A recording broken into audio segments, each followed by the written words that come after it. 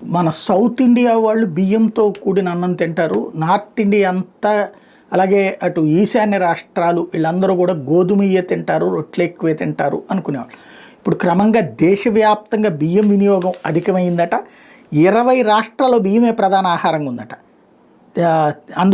మారుతున్న జీవనశైలిలో ఇది అత్యంత ముఖ్యమైనది. 2023-24 కుటుంబ వినియోగ వ్యయం సర్వే ప్రకారం చూస్తే దేశం మొత్తం మీద గ్రామీణ పట్టణ ప్రాంతాలను ప్రజలు నెలకి సగటు 4.6 కిలోలు అంటే దగ్గర దగ్గర 5 కిలోల బియ్యాన్ని తింటున్నారు.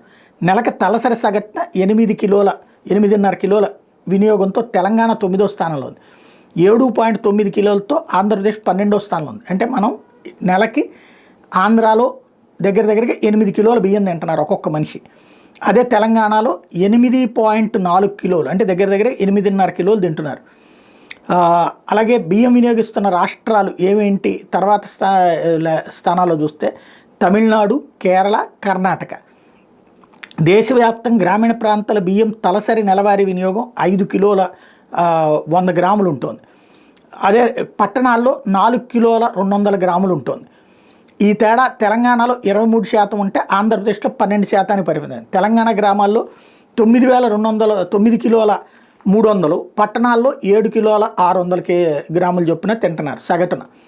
అదే సందర్భంలో నెలవారీ ఏపీలో వచ్చేటప్పటికి పల్లెల్లో వచ్చేటప్పటికి 8 కిలోల 400 గ్రాముల దాకా నెలకి తింటున్నారు.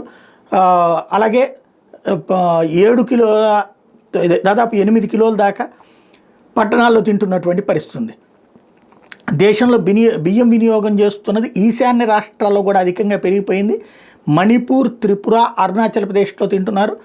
అలాగే పంజాబ్, హర్యానా, రాజస్థాన్ నెలకి కనీసం కేజీ బియ్యం కూడా వాడరు, వాళ్ళు ఎక్కువ గోధుమ పిండి తింటున్నారు. ఏపీలో కిలో బియ్యానికి సగటున 29 రూపాయలు, తెలంగాణలో 31 రూపాయలు ఖర్చు చేస్తున్నారు.